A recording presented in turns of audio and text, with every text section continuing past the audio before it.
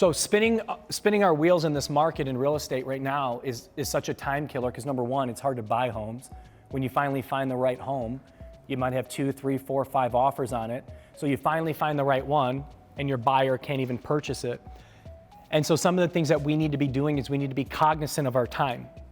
And one of the things and one of the ways to be cognizant of your time spent with a consumer that may not actually be a real buyer is to ask one important knockout question. And that knockout question is, what is your time frame? Bobby, when is your time frame? When are you ready to purchase a home? I don't know yet. You don't know yet. Here's the answer to that question. A buyer that doesn't have a time frame is not a buyer. A buyer that does not have a time frame is not a buyer.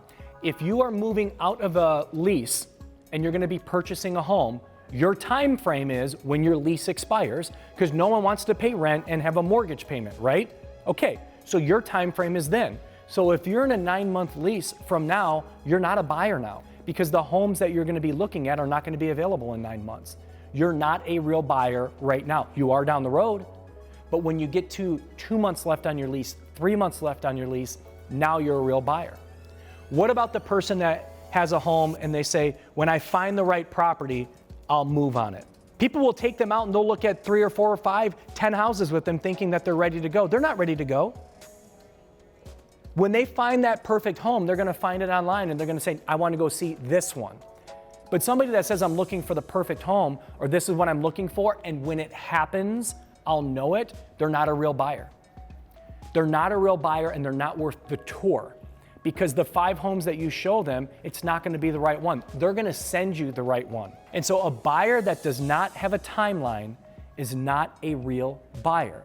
Now, if you are trying to, for example, people say, I need to buy before September, not because my lease is up, but because we need to get our kids in the right school district before the year starts. That's a real buyer. They have a time frame. Look, we're done with our home. We want to list it.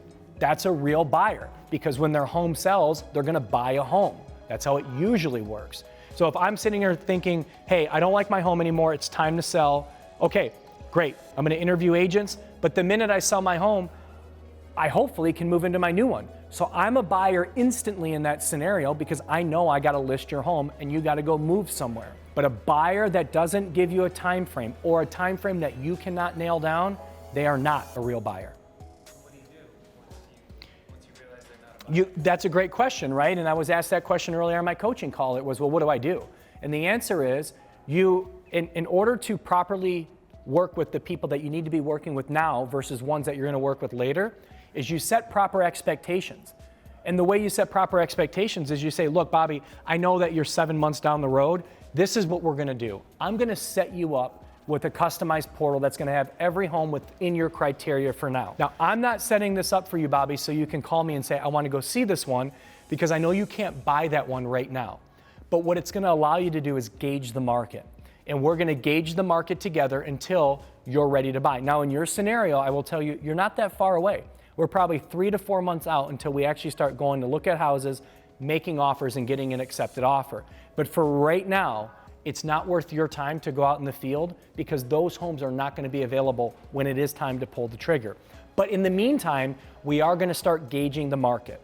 Does that sound okay?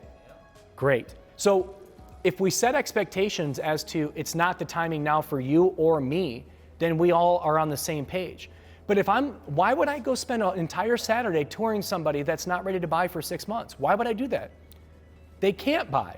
So so this is what you do. You end up showing a home they fall in love with that they can't buy because they're not in a time position, and now you can't find a home. Or that same home 6 months from now that was 300 grand is now 350. Now they're upset that the market has escalated so much over the past 6 months that now they're afraid to pull the trigger on anything. And guess what? 6 months from now, it's going to be 400,000, right? So you're doing your client a disservice by showing them property when they're not ready to buy, because ultimately, more than likely, that home's going to be more money in 6 months than it is now, and they're just going to be upset.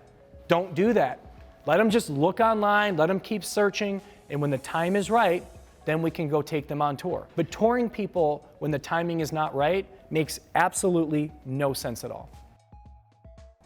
For more information and some more great coaching tips, Make sure you subscribe to my YouTube channel. You guys will love it. It's packed with great information like this. Thanks for watching.